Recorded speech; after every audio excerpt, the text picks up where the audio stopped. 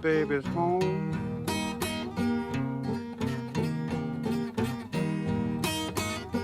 Cairo, Cairo is my baby's home.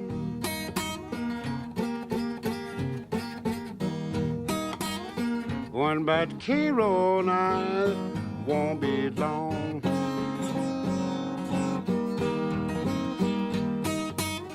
Women in Cairo, they will treat you kind and sweet.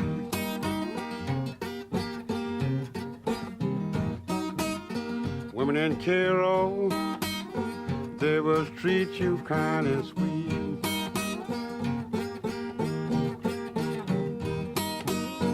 Catch you riding and take you off your feet.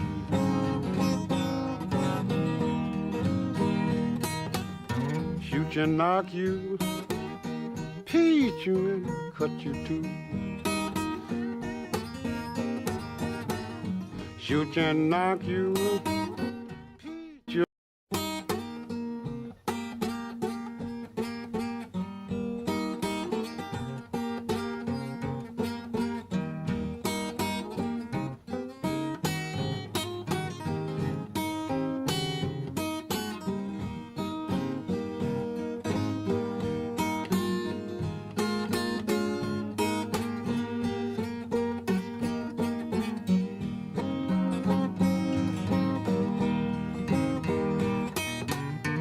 Cairo, Cairo is my baby's home.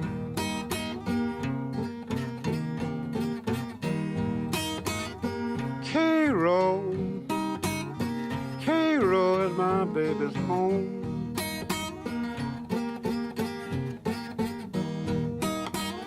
One bad Cairo night won't be long.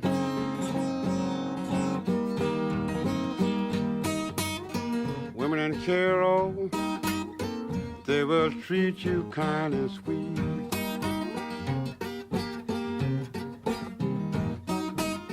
Women in Cairo, they will treat you kind and sweet.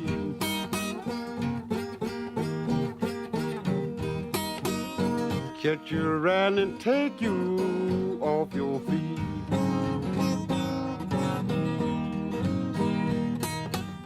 Shoot you and knock you, beat you and cut you too. Shoot you and knock you, beat you and cut you too.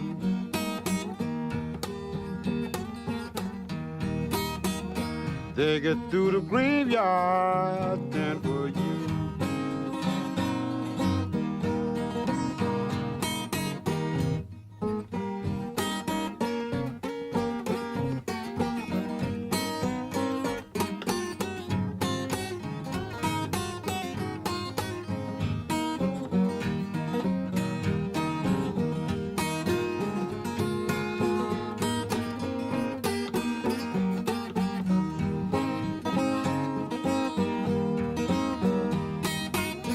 Cairo, Cairo, babe.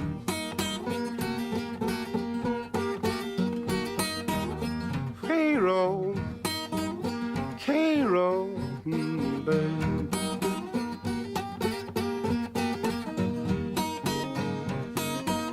Women in Cairo send you down to your grave.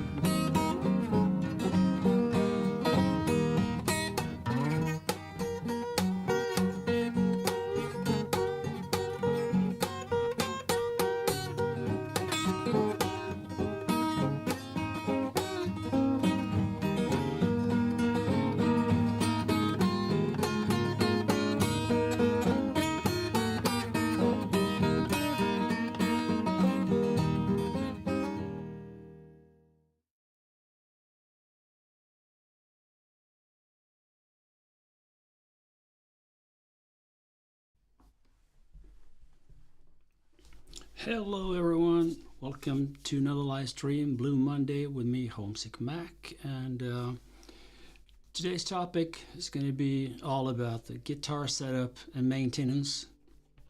which I'm not going to be showing like in a workshop or showing you how it's done. I'm going to talk about it. Maybe I could do a video about that at some point. But today it's mostly going to be about how to do it that way. All right. So we'll start off with the usual backup. And while you guys are gathering, let's just go and do that. The first part of the backup is going to be in open G.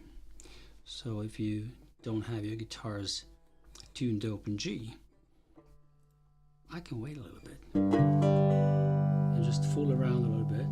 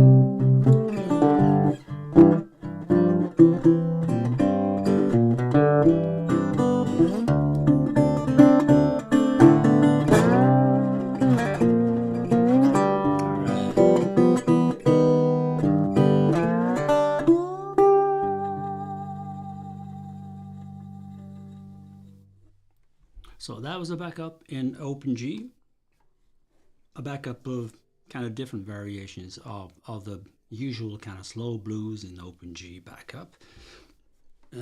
What I did a little bit different from previous times was that I kind of syncopated the rhythm, because if I only do,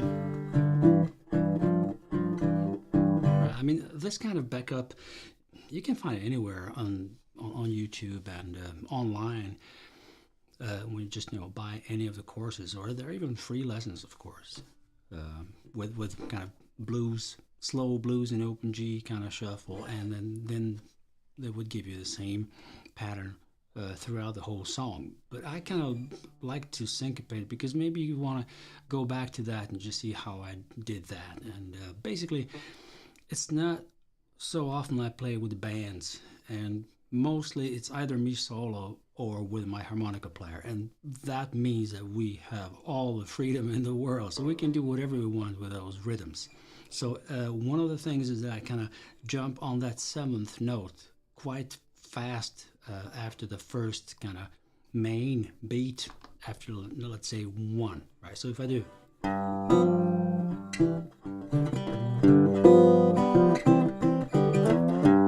right, so it's kind of syncopated like it before. Otherwise, it would be, or the traditional way.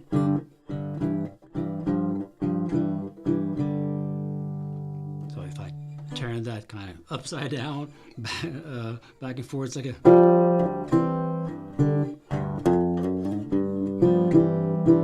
That's one variation. That's really nice. It's okay. But if you do it like this a couple of times, on that.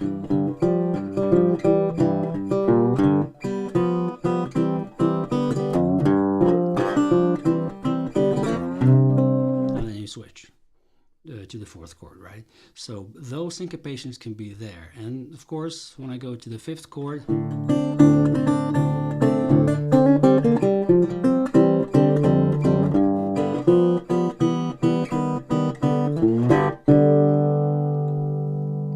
this is also significant of this kind of different way to play the backup. So I didn't go to the 5th chord after the turnaround. So like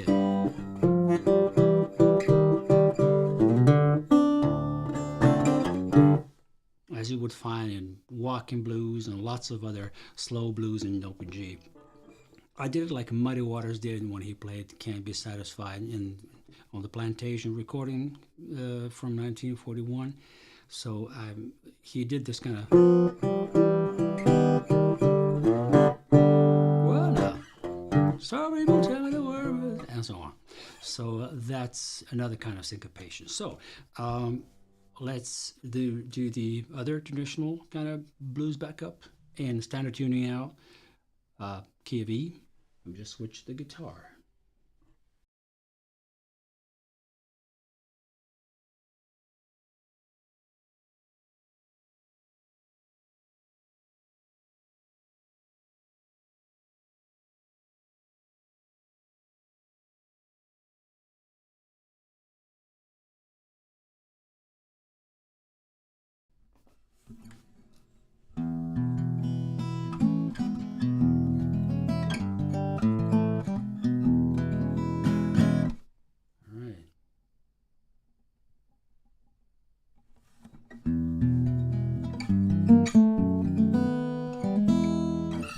So here we go. 2, 3.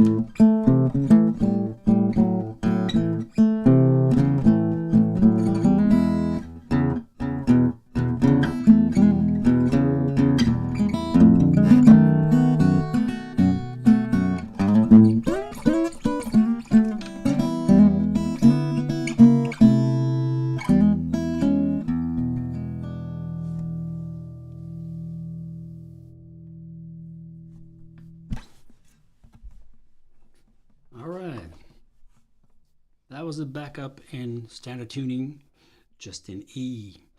I will show you some of the stuff that I've done a little bit new. Hello, and welcome wholeheartedly. Late for the meeting. You're never late for a live stream. You can always watch the replay, but it's always so great to see you. Just when I start, it's usually you coming and saying hi. And Jonas, hello. All right. For the moment, we got a Swedish-Norwegian attack here in the audience. Great to see you guys. And you're not noticing this, but I'm having a new setup with my cameras, things that I'm reaching here and doing. So hopefully this is going to be for the better. Right now, this was a weekend operation, so I was fooling around and trying to find the best setup, and this is an evolving process because I really want to streamline everything and to really squeeze it into this hour and really try not to pass that 60-minute limit, because I'm considerate about your time, and I'm appreciative very much that you're staying here with me. So one thing that I've done in this this backup was what's different from the previous times was to do the so instead of going to the 5th chord, the B, I think I remember hearing the fantastic John Miller play this in some of his arrangements and everything. It was like, whoa, wonderful, because it's a little bit resemblant of how piano players can sometimes reach the chord from beneath. And anyway, it's different, right? So so every time I would maybe go to the B chord, so I would either go to and so on. But in this case, I went to, so we're back on E. Now, I just think it's so beautiful. It sounds really fantastic, and it's going to go.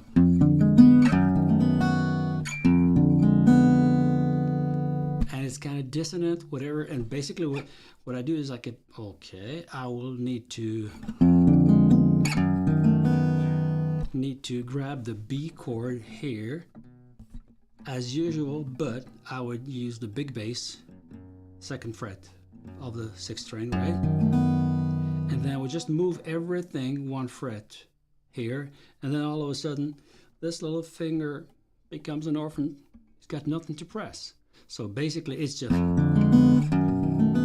so you just need to kind of move it with you, and then as soon as you're back on the 2nd fret, you just press it down, you're back there. And this can be very like a,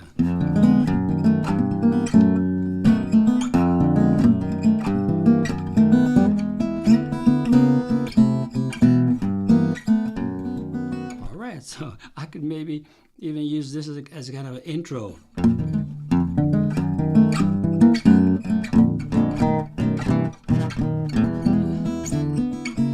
Start singing. That was it going. Okay, so the next lick was when I went to, and then instead of playing the A chord like this, I went to the lick.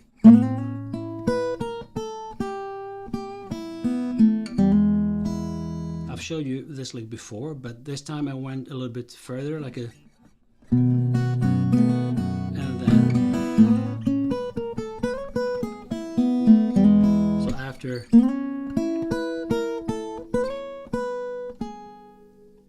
open string, open, sus, and then the 3rd. So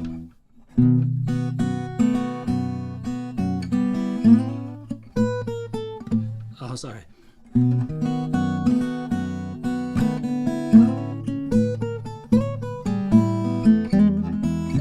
And so on. So basically I just kept the A bass rolling while I was playing this lick. And then I kind of met the last chord with a big bass. Yeah, and then I was fooling around a little bit with the rhythm. So instead of, I went to,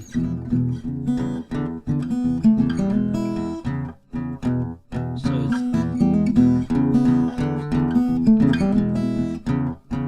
this kind of syncopation is like going in between the regular blues accompaniment and then going to.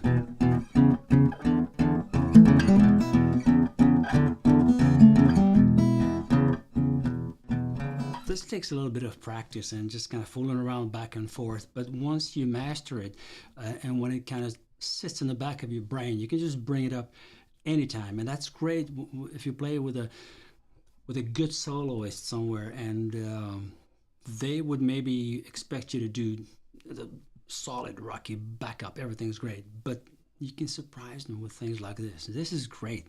They love it, or they'd hate you. No, I don't think so. Yeah, anyway, we're there, and today's theme is going to be something I'll jump on right away. The guitar. This guitar has been made by Michael Sandon. It's been made by Michael in 2005, and I've got it for the Christmas that year, not as a present. Actually bought it from Michael, and it's a guitar that's specific in a way that maybe craves special maintenance. It's not like, oh God, you need to kind of do the setup every couple of months or something. It's not that, but it's not really your kind of average guitar, and the body is a bit deeper than on his usual models, and it's kind of the top is kind of a living material, right? So if you don't take care of the humidity, you're going to get cracks like I've got here. And let's see how I can show that to you guys. Yep, it's there up in the upper bow here, right? This part here. You can hear my nail kind of going in there. And the problem with that was that, okay, I think it's visible enough. So that crack happened when I kind of neglected taking care of humidity in my apartment. I thought it'd be okay. I didn't have to do anything special. I didn't have a humidifier. I didn't have not even this little. Okay, sorry. New setup. I'm still not used to where the things are. Sorry. So this little thing tells me how much the humidity is here. Why aren't you focusing? Maybe I'll have to kind of cover my eyes, and then you'll get that. So it says it's 31% of humidity, which is quite okay, considering that I haven't engaged the humidifier today at all. I was working in the room, and the door was open all the time, so I just couldn't really take care of that. So I thought, okay, no problem, just one day, because I have been using the humidifier for the whole winter since late October, when the humidity went below 20 in this room, and that's because of the heating system and everything. So it's really getting dry here. But 2 years ago, this crack appeared because I didn't take care of that. So that's my first and most important tip when it comes to maintenance of your acoustic guitars. It's just take care of that humidity. Find a place where it's humid. I know people who bring the guitars to the cellar and keep them there until it's time to play them. So just go down there and fetch them. And that's how they cope with the problem. But basically, I think it's much more convenient to either use a humidifier inside of the sound hole. There are many different types of that. The problem sometimes arises when you have a magnetic pickup like I'm using. So you cannot just use those humidifiers that cover the whole sound hole and then keep the humidity inside on a good level. So I had to find a kind of middle solution. before I got me this humidifier. And that's a very cheapo humidifier, nothing special. It's made by Philips. It costs around $130, and that's it. But that's kind of I keep it on from like 8 o'clock in the morning until 11 in the evening, and still when I go to bed it's around 30, 35, sometimes 40%, and then when I wake up in the morning it's like 22. And I've talked to Michael Sandon about this, and he told me that wow, actually it needs to really go down to like 15%, 10% for a couple of days, weeks or something, when you could maybe experience problems. But basically most of the people are okay. But I mean, if you have a handmade guitar or a vintage instrument that's really valuable, why taking chances, right? So ever since Michael repaired this crack, I took care of it. That's it. So the setup of the guitar. Usually when you buy an acoustic guitar at the shop, they're kind of generically fixed and set up that they would kind of suit anybody's playing. Maybe not children, but let's say adults and people at ages between like 15, 16 and old. So it usually comes with a kind of quite comfortable string action, string height, both here on the nut, little nut here, and on the 12th fret on the bridge here.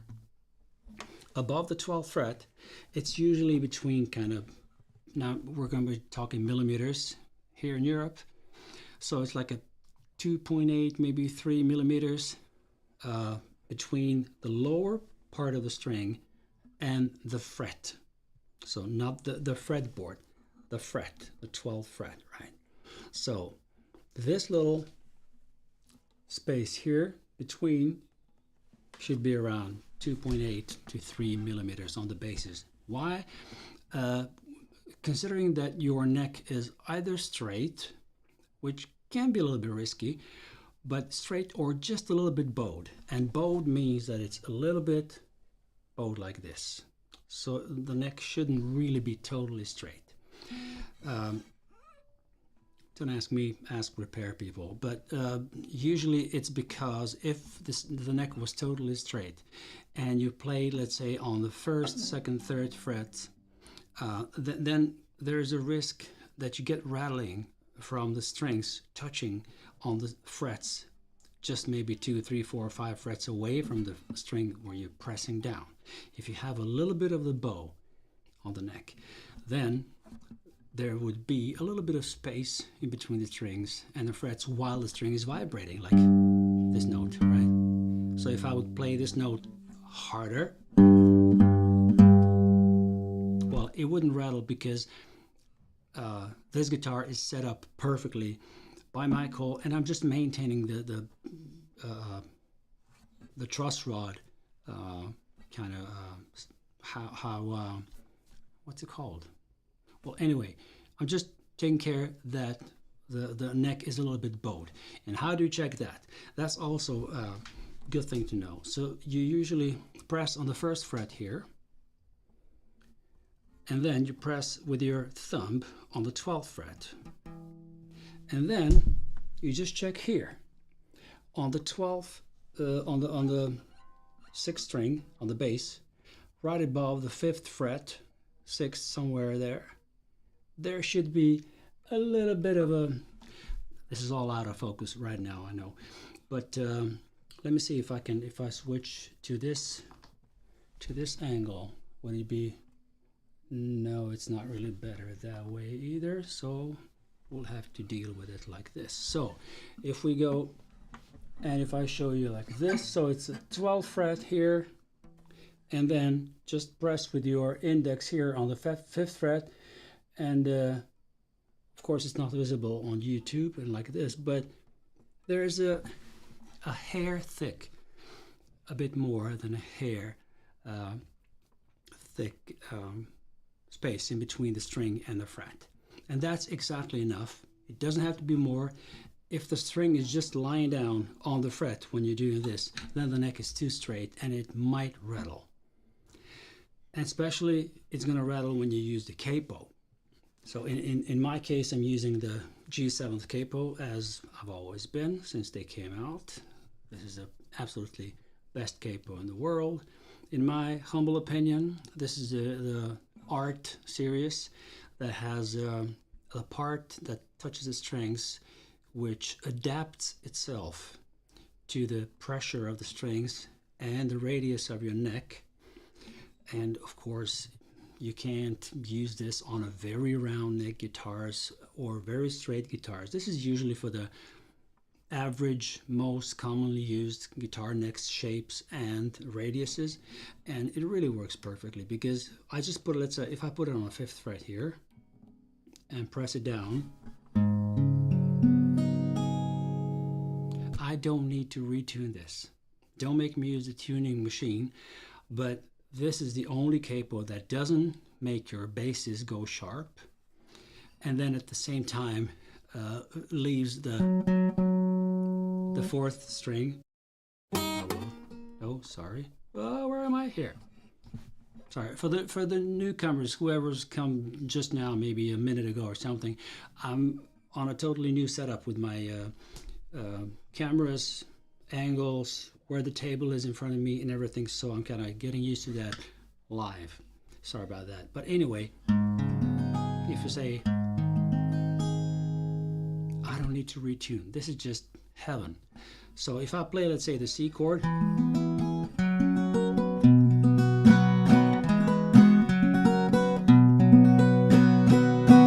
there's no rattling anywhere. So this means that the neck has the right bowed condition, which is perfect. So the next step is the nut. The thing with the nut on Sandner guitars, and the only other guitar that I have that doesn't have 0 fret, is my Silvertone that I showed you last week. So that's basically the only guitar that I have that doesn't have that, the 0 fret. What does the 0 fret mean? It means that the nut here in the, see, you can see it here, that nut is nothing else but just directing the strings to the right spacing for the neck here, right? So it's basically just directing the strings to go to the tuning pegs corresponding there, but the strings are actually resting on the metal fret, the 1st fret here. So you can see it here, see it here. So it's metal. What we gain with this is that this is the metal on metal, which means string that's made out of metal is resting on a metal, and wherever you press it, it's going to meet metal again. That means it's going to be quite even in the volume. Most of the guitars that don't have the 0 fret will sound a little bit not weaker but lower when you play the bare chord after, let's say, the E chord like this. If you go to G or A, it's exactly the same volume.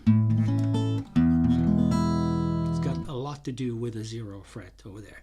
Another advantage of 0 fret is that let's get one thing straight. This is not Michael Sandner's invention, so I'm not kind of telling, oh, it's only Sandner guitars. There are loads of guitar brands that are making guitars with 0 frets. One of them was already in the 60s, Echo, Italian guitars that I know of. They were made with 0 frets, and I just love them. So the advantage of that is that there is no rattling that's going to happen there. There's no string that can kind of get stuck in the slot on the nut up here, right? So sometimes you get problems with tuning the strings because this, if you change the gauge of the strings and all of a sudden you want to use thicker strings, and then the slots on your little nut here are not wide enough, then it's going to, the sound is going to be muted. So you need to kind of fix that. You need to file it down. But then if you go back to those lighter strings, then that kind of slot is kind of too wide, right? So yeah, it's a lot to think about. With 0 fret, all that is just non-existent problems. So let's go further on. The tuning pegs, that's also something that you need to maintain. There are always some kind of screws in these. So if you're checking, let's say this one has got 1, 2, 3 screws here, 4, and 4 on this, so it's 8 screws that you need to take care of, and just to make sure they're not rattling and they are not maybe loose for some reason. And then also there are screws on down here on each of the tuning pegs. That screw also needs to be tightened every once in a while. I mean, I have an alarm in my mobile phone, just like a guitar setup, every 6 months. I just go through it and watch a television or YouTube or whatever, and I just go through it. So that's the thing. What sometimes can happen if you have tuning pegs like this that are made out of wood, let's say this is I think it's either ebony or something really nice. Sometimes it can happen that these just lose the contact with the metal underneath. It can also be a thing that you can easily fix. What I did is this happened on this guitar on 2 of the strings, but that's also got nothing to do with the craftsmanship. These tuning machines are at Waverly and they cost quite a lot of money, but I mean, it's material, so it's a living thing. Wood and metal is underneath that, so it's just kind of, they lost the contact, so I had to tighten them up. It wouldn't work, so I took them off and I took some matches and just filed down that to a very fine kind of dust of that matches, right? And I just poured it into this little hole, dropped a little bit of this epoxy glue and put it back on this and just let it be there for like 24 hours, and that was it. So those things are easily solved. Now let's go to the saddle. Here on the saddle, there's this thing about how manufacturers do with their saddles. In this case, sorry. So let's see, you can see it. Yep. Now it's quite obvious. So you can see that the angle that the strings are coming onto the saddle is quite sharp here. It's like 45 degrees angle. And there are kind of, I don't know, 2-3 different schools about this thing. Something that the sharper the angle that the strings are attacking the saddle, the more pressure is going to be on the top of the guitar, and the stiffer the top will be, and it won't vibrate that nicely, and you will get a bit harsher sound. I mean, these are such nuances that I don't comprehend things like that. But I've played guitars, let's say sanding guitars. I got 6 and 7 of them that I told you before, and all of them have this kind of angle towards the saddle, and they just sound great. I've also played some vintage Gibson or Martin guitars that, I mean, over the years the neck angle changes. Some things just get loose over there, and sometimes it's humidity, sometimes it's I don't know, things happen. So the neck angle, which what I mean with that is the angle between the neck and the body. So when the neck comes a little bit higher like this, and now we're talking 0.5 millimeter or 1 millimeter or something, it's still enough so that you get very high action on the 12th fret up there. So if you've tried to buy a kind of used guitar and you just meet this person who want to sell it to you, and they say, oh, this is a great guitar, you know, I bought it like 30 years ago, it's very old, it's matured very nicely, all that. Yeah, but check the neck angle. just see if the guitar is very comfortable to play here, to play the E, C, G, A chords, right? And then all of a sudden when you come to the 5th, 7th, 9th fret, and it becomes very difficult to press it down, and the intonation is not that good, that's a sign of a bad neck angle, which means that needs to be solved either by resetting the neck, and that's a very expensive process and really depends on how that guitar is valuable for you.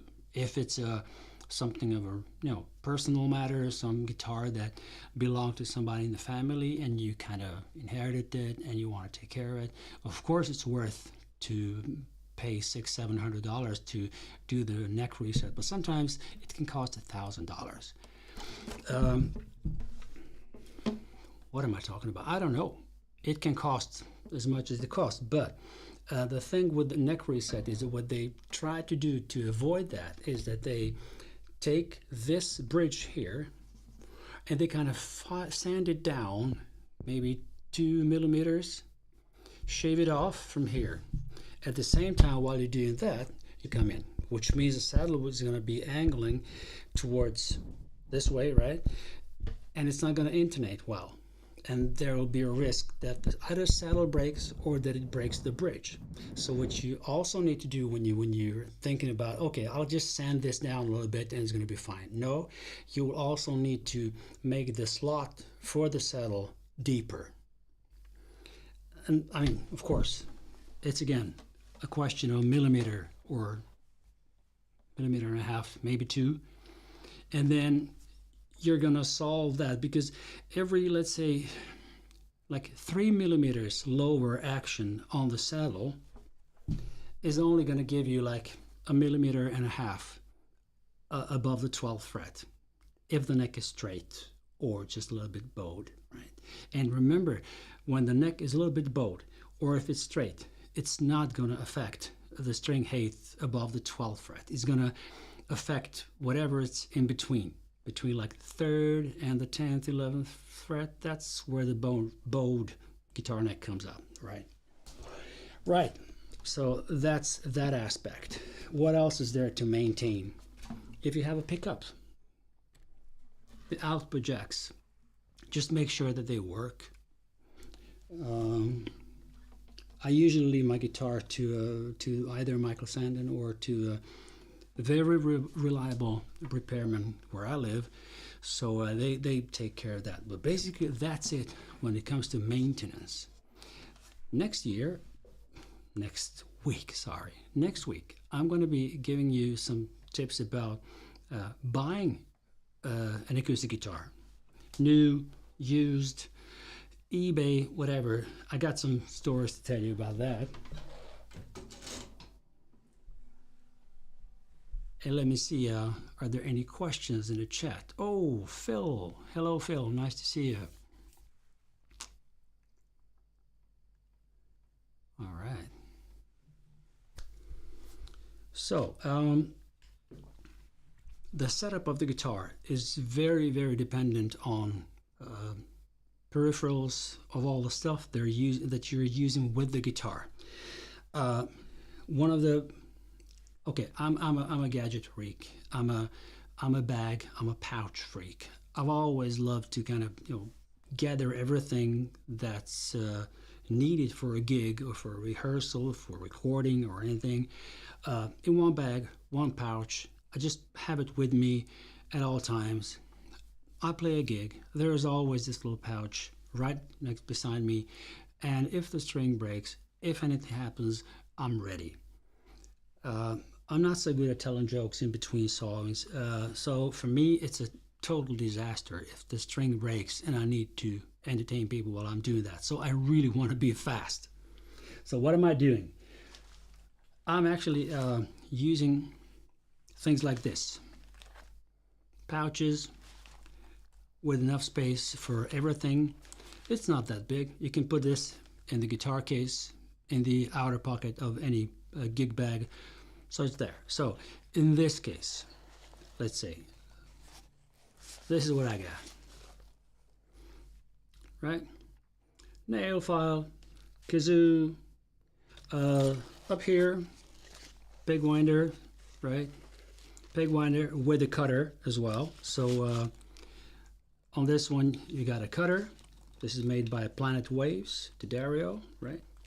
So you can cut strings with this little up here, and that goes inside here. And then I got this little,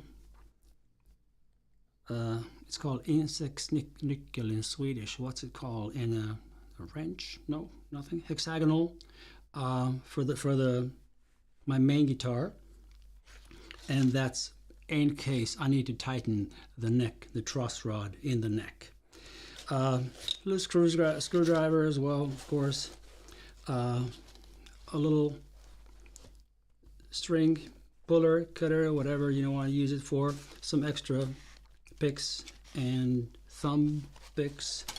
And in this part, I got some spare strings, another capo, stuff that I might need for something else.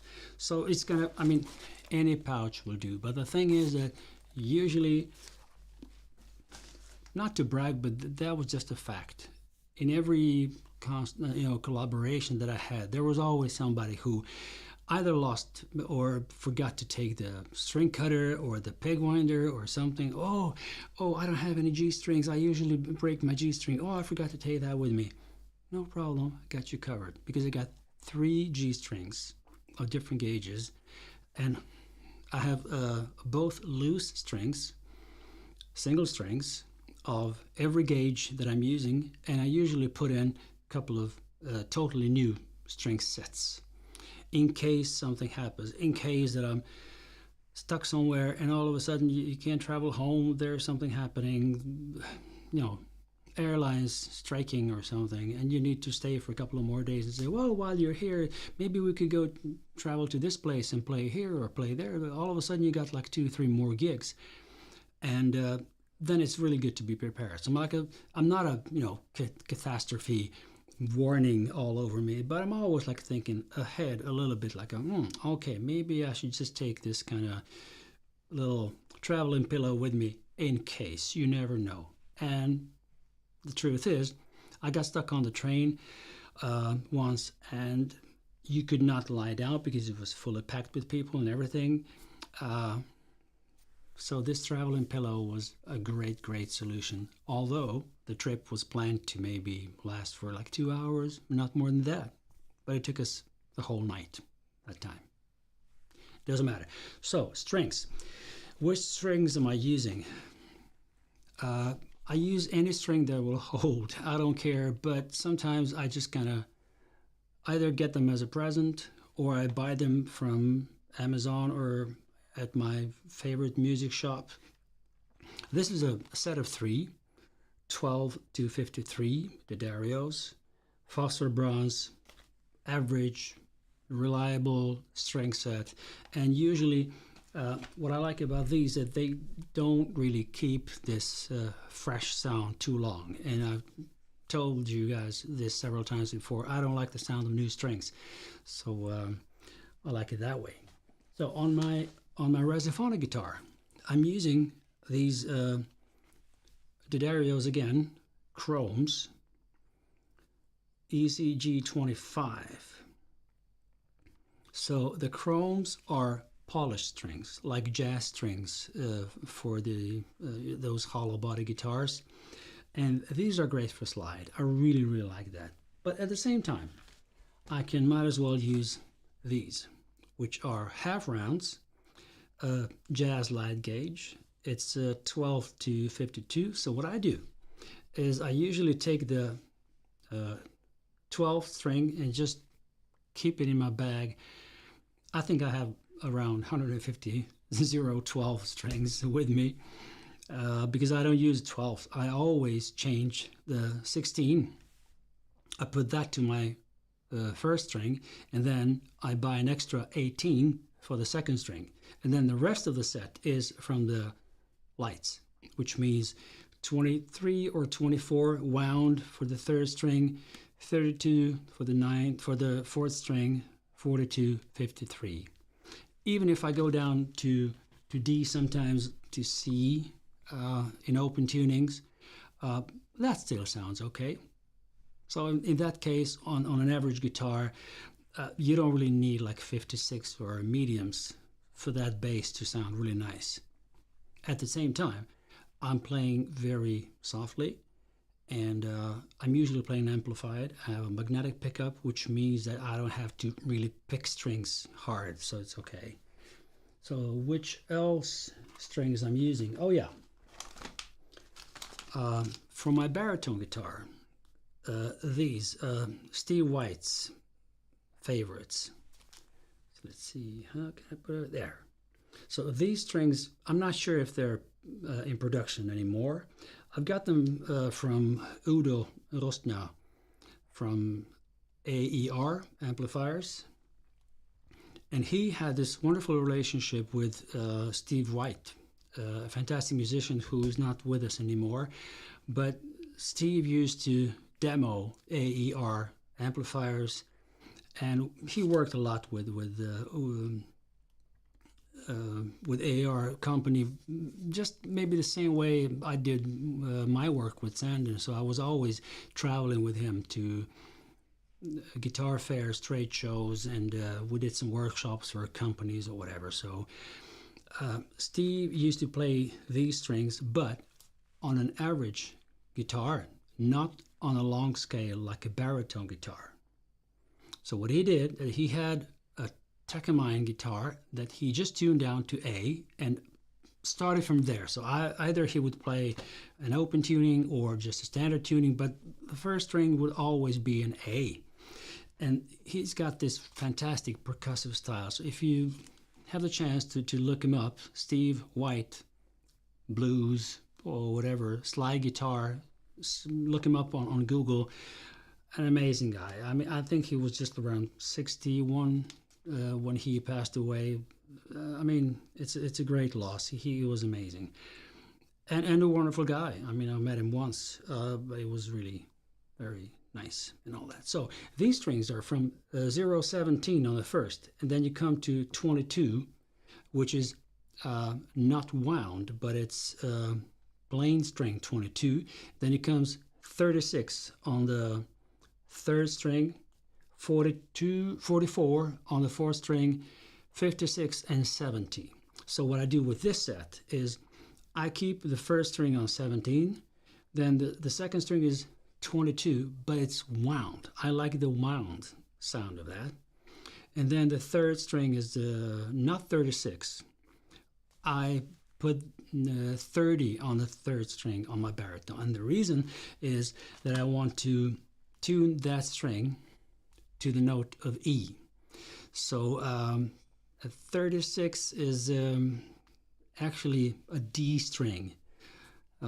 So if you tune it up to E, well, it's gonna keep it there, it's okay, but it's risky. It just broke down on me a couple of times. So I thought, no, I'll put either like 32 or 30. 30 was a secure card for me. It's like, okay, that will always keep me there, because I like to tune in open G tuning, but in the key of E on my baritone guitar. So what else? Guitars from my lap steel. I'm using two different tunings, one for the E tuning and one for the C tuning. These two are both the E, but I've got another set that's for the open C, Hawaiian C tuning. And basically that's it when it comes to equipment, the accessories, the bag. If you got any questions, throw them in the chat, and I'll be more than happy to answer those. What else? The plans for the next week is going to be the theme of what to think about when buying the guitar.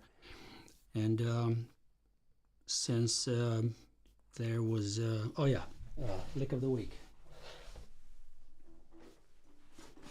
Lick of the week. Song of the week. Do do do do do do do do. All right, song of the week. This is not going to be anything new. This is just going to be Statesboro Blues.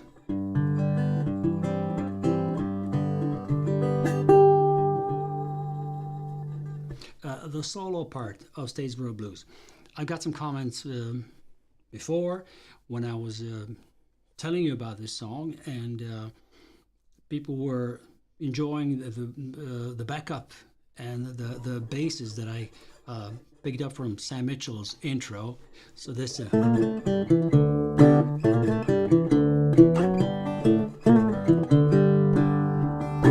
up on, turn the lamp down low, and so on, right? But I've never really played the solo in a live stream, or how do I usually go with the solo. So the thing with the solo is I go to the 12th fret, so I play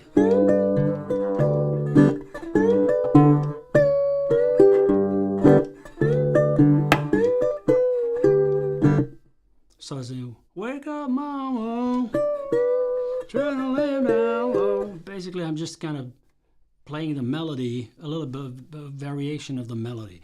But the thing is that I try to keep the basses and the chords going. So I'd rather skip a note in the solo than to leave the backup being like a hanging up there somewhere. So I need to get that punchy, right? So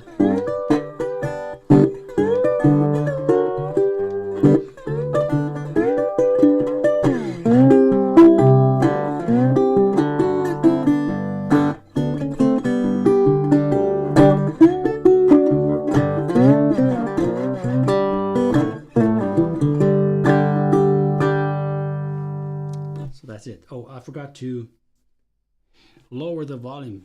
Somebody told me that when I'm playing this little guitar, I need to lower the volume on the microphone. It's kind of very punchy and it's going right into the bass frequencies. So I'll do one more time, just very slowly. So the solo of the Statesboro Blues, and then I'll let you go for today.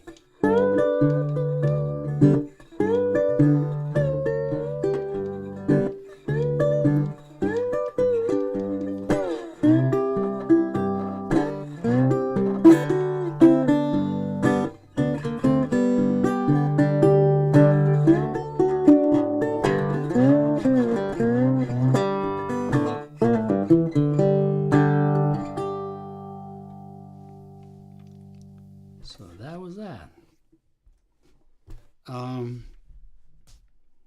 I always get a little bit sad when I sing this song. I love the song. I love performing it. It's such a great song, but at the same time, it's like, damn, I'm missing Sammy. Each time, every time I play slide, I think about Sammy Mitchell. So yeah. But anyway, guys, thanks so much for coming today. I hope to see you next week, and you guys have a great week in front of you, and I'll see you next Monday. All the best.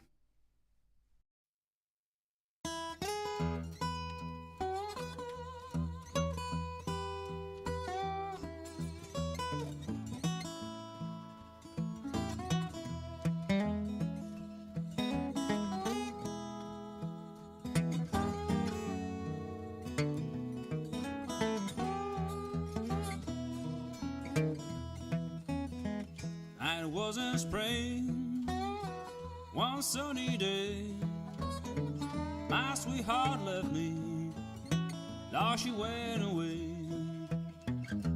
Now she's gone, and I don't worry, but I'm sitting on top of the world. She called me up, down and out by soul. Said, come back, Daddy, Lord, I need you so.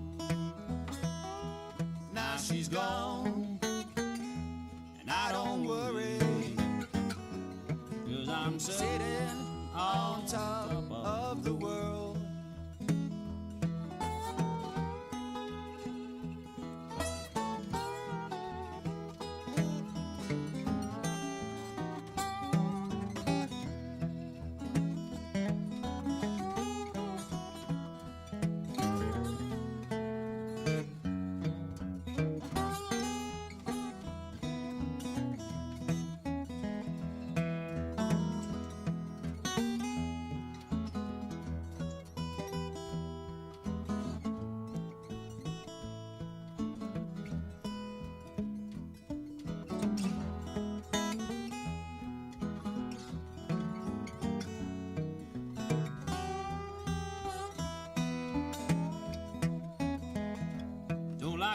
peaches. Don't you shake my tree. Get out of my orchard. Let my peaches be. Now she's gone. I don't worry. But I'm sitting on top of the world.